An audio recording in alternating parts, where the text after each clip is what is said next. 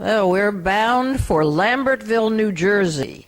This is the roving reporter, Barbara Ann Rosenberg, and instead of roving far, this time to foreign lands, we're roving only to Lambertville, New Jersey, which is just across the bridge from the fabled New Hope, one of the earliest towns in Bucks County, which is so well known for the number of writers and artists who hang their hats there and have bought big estates. And Lambertville is much cozier, and as you're going to see, where there are hotels, little teeny ones, no real hotels, but bed and breakfasts like number 40 Coriel Street where we stayed, and other small bed and breakfasts, and lots of restaurants. They've developed a reputation as being quite a mecca for food. And there's Rick's, a man who's moved from Philadelphia up to open his own place. And there's Alex on South, who was on the middle of the bustle and hustle of South Street and is now in a quiet little alley in Lambertville. And there's the Ferry House, and the Anton's at the Swan. And, Hamilton's Grill, how could I forget that? Jim Hamilton, an architect, a raconteur, a man about town, who has a charming restaurant in town. So let's go look at some of these places, and I think you'll agree with me that Lambertville, New Jersey is a quick getaway destination for people who are tired of the hustle and bustle of the city.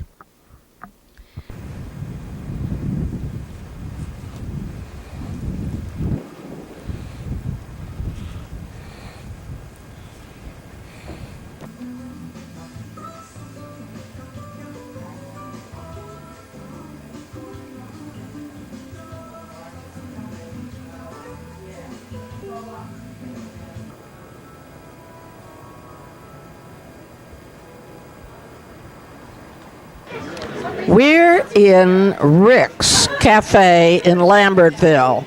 I think you can hear the ambient noise here and hear that everybody's having a good time. I'm going to walk over to some of these folks over sitting next to me and see what they have to say. I think it's great. Think of this. I think it's great. I love it. My food has legs. Is it going to walk without you? Tomorrow morning, so carry me into the bathroom, brother. I think it's fantastic. He liked it enough to have mine too.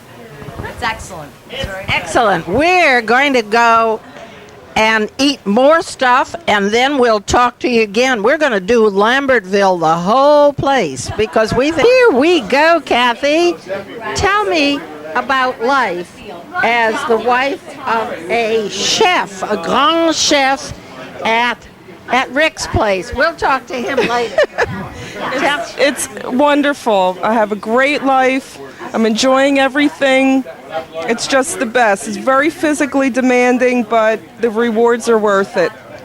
Kathy's talking about Rick's place in Lambertville, which is a mecca for all kinds of people, as you can plainly see. And we'll go talk to Rick in just a couple of minutes. Here we go. We got the man himself, the chef, Rick, for whom the restaurant is named, handsomest guy in town, and he can cook too. Isn't that peculiar? Oh boy, Barbara. We're having such a good time, and we'll continue to have a good time in Lambertville. This is a new restaurant. You can see what he's doing here. Pencil points, I think they call them in this part of the world, right? That's exactly what they call them. How that's named, I have no idea. They're named for Jim Hamilton.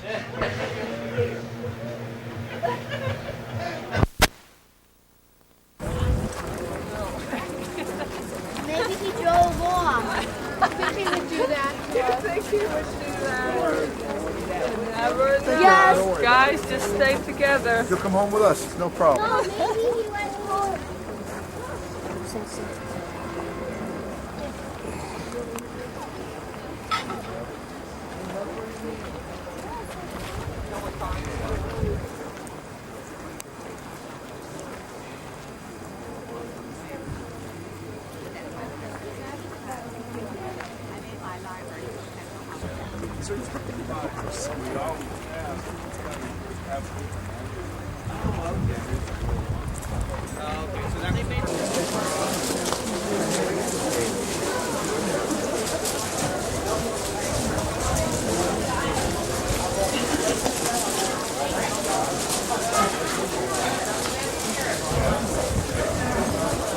Pardon me?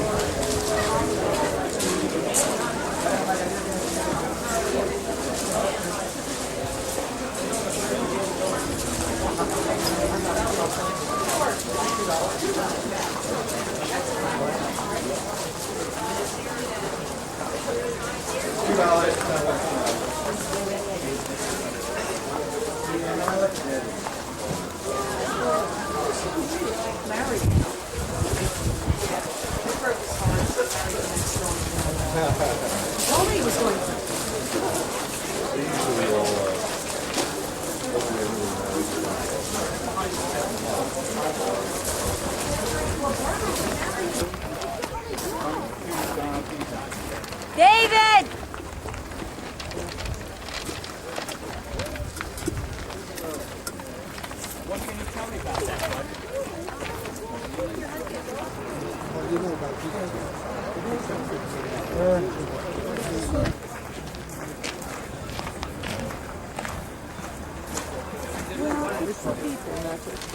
Good people.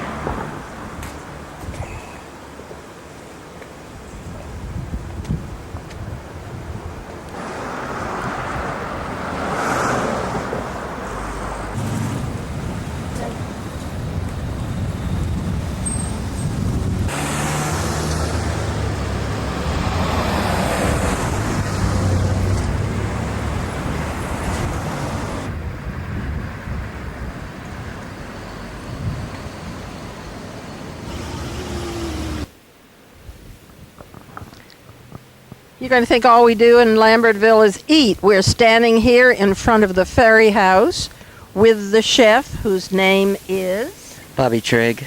Bobby Trigg, who is a graduate of the restaurant school in Philadelphia and has had the Ferry House for 5-6 years? Oh no, I've only been open 2.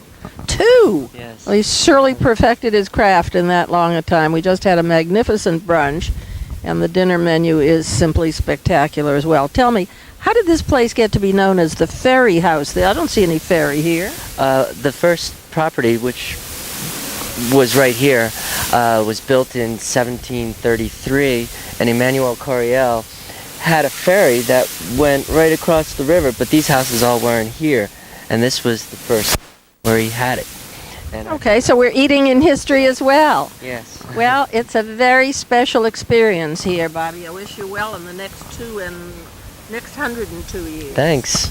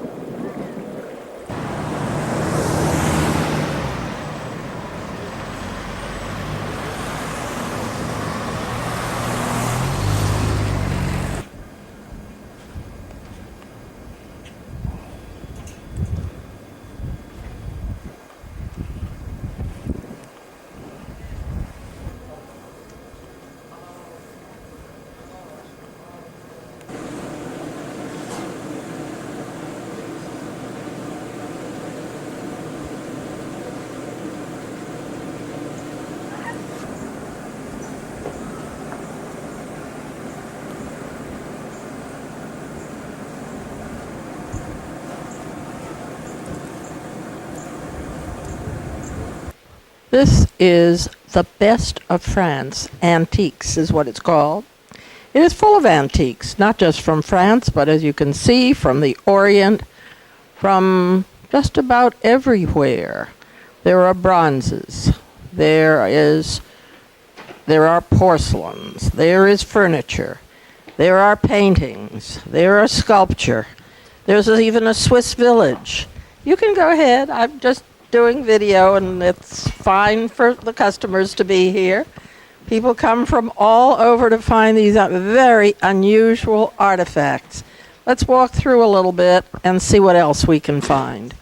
Huge mirrors, huge bird cages, huge buffets, and a Napoleon bed. Everything, the chandeliers even are that enormous scale. Everything here seems to have been built for a palace or a castle, not for a little two-room apartment. In any event, it's still fun to look at it. Wiggle your fingers. There's a picture of my favorite warrior. He's solid bronze. He's $3,500. He once had gold leaf all over him. He's really a very imposing piece, either for your front porch or your stair landing or whatever turns you on. But I think he's positively gorgeous. I'd like to take him home today. And just so that you don't think everything here is antique, this contemporary piece is called A Horse Going to Drink or something like that. I don't know what it's doing here in the middle of all these, the Best of France antiques, but it just shows that you never know what you're going to find when you get here among all the crystal chandeliers and bronze. Great. Then there are some things that, I don't know whether they're being refinished, whether they all came out of a French castle and they're being redone, or what. You draw your own conclusions. We're standing on Coriel Street, one of the lovely little side streets in the town of Lambertville. It's Monday morning and there's not much activity here, quite different from the weekend when there are people strolling, looking in all these antique shops, checking out the bed and breakfasts, enjoying the wonderful restaurants that there are in town. So we'll walk around town a little more and see what there is. Notice the lovely colonial buildings. It's really a very charming community. Test. One of the kind of mainstays in town where everybody drops in is the Phoenix Books. Used books, out of print books, old records. People just kind of go browsing in there. Then across the street from Phoenix Books, on a very different note, is the standing room only pub. This is a place where a lot of people stop in. It is standing room only, literally, no chairs. And a lot of the chefs go there after they've been working and meet each other at the end of the evening. They're open late. And next to them is a shop called Designing Women, where most of the clothing is natural fabrics. They're designed by a couple of women right here in town. And they're designs that seem to go on year after year with the change of a little bit of a hem or a... but not classic. They've just got a flair of their very own. They're quite... This is a very different kind of five and dime. It's five and dime collectibles from the past, 20, 30, 40 years, all the toys that everybody's kids had or you had and that were broken or were in reasonably good condition. They're collectibles now and they cost a lot of money. Okay? On? No. Okay, this is the main street of the town, and again, it's very quiet. Nobody walking around. It's early Monday morning, but you can see the colorful flags that high, and that it's mostly antiques and flower shops and a clothier. There are just all kinds of wonderful places to pop in here in this charming town. Let's walk a little further down. This is a huge antique and art center, and upstairs a Left Bank Books, which is another bookstore with reading rooms. The whole town is geared toward people's comfort, and the whole town has lovely displays of flowers, flower pots outside everywhere. Lambertville is what New Hope used to be, I think. I don't know that I ever was around in New Hope when it had this kind of homey feel. We're outside of Sneddon's, which is the place that all the deals are made here in town. Is that right? I hear this is where all the deals are made. The best gossip is in Sneddon's. This is where all the politicos come and all the town fathers for their coffee in the morning and so forth. I'm going in and have a glass of iced tea just to refresh myself before we go on to the next place. See you soon.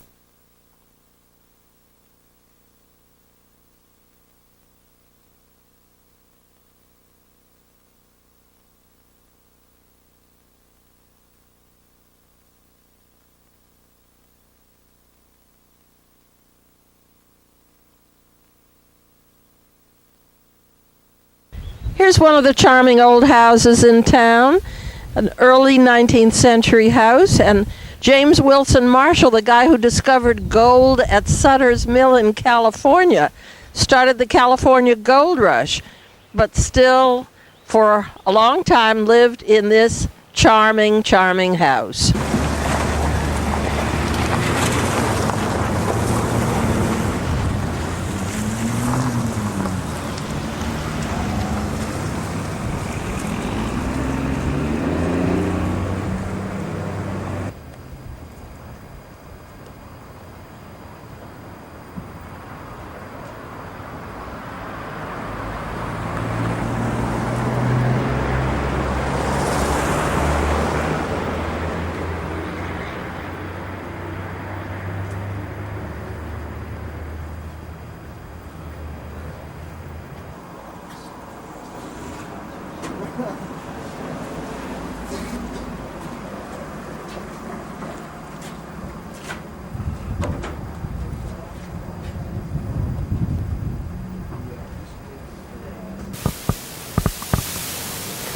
We're here at the hotel, which is one of the oldest buildings in town, and has been rehabbed by Jim Hamilton, who's one of the great architects that I think maybe I've spoken about before.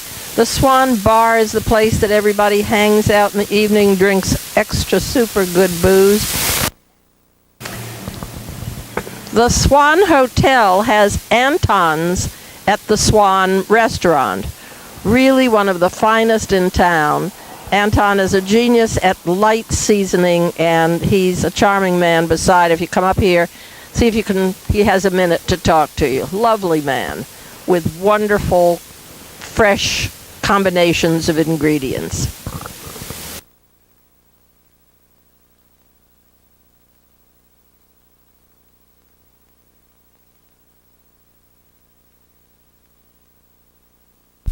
The Swan Bar. Just keep coming back here. It's a wonderful place, charmingly architected inside, with great pictures of the presidents all around on the inside. Sorry we can't get in. Today is Monday, and everything is shut up tight in Lambert.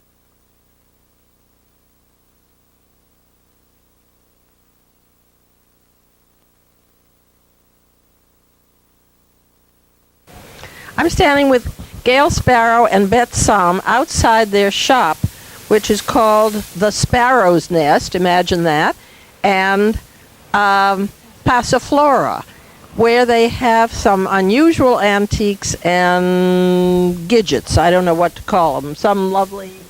Innovative items. Innovative items. Okay, that's what they are really.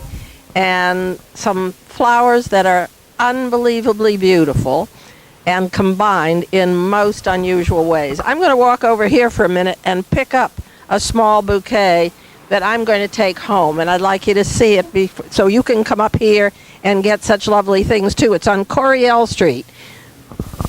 Number on Coriel? 54. 54. 54 Coriel Street.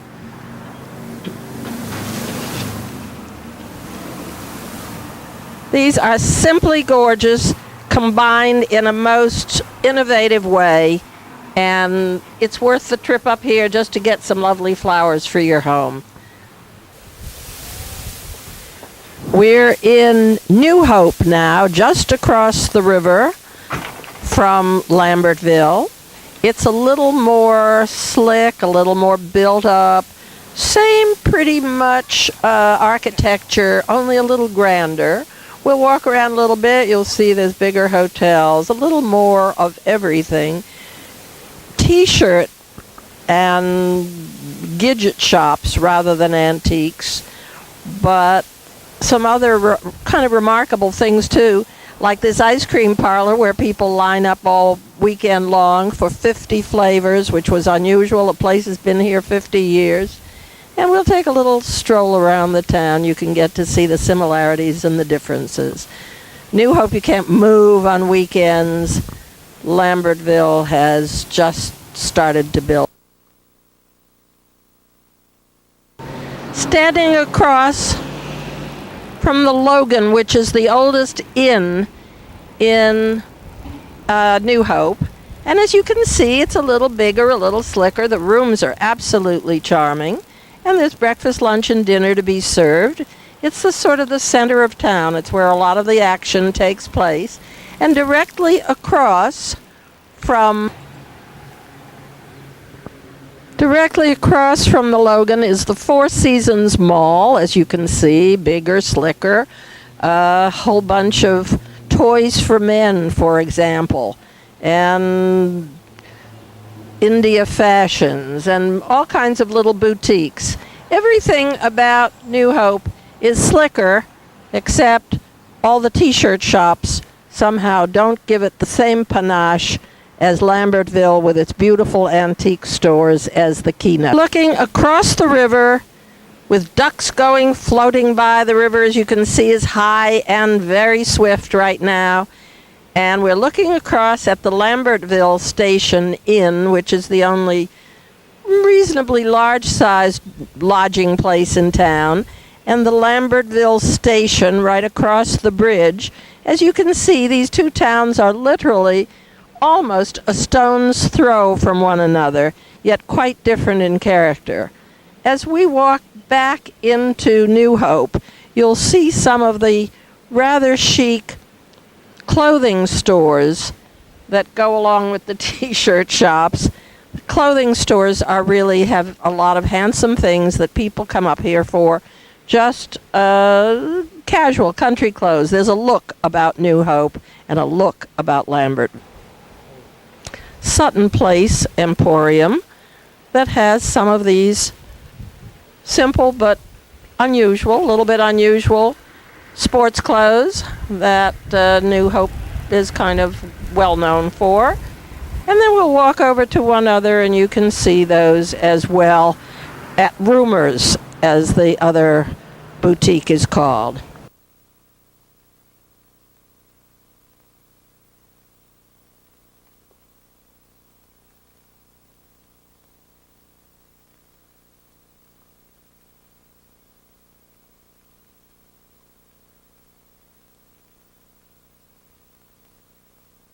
And across the street, a little further down, is Martine's, which is okay for a quick bite. Kind of charming inside, as you can see, not very big. And the food is okay. I think the food, by and large, is better in Lambertville. But New Hope has more of this, I don't know, kind of uppy scale looking things. Okay. And here is the New Hope Psychic Festival, also evidence of the kind of prevailing tenor of the community. Although there are people who subscribe to the same points of view in Lambertville as well.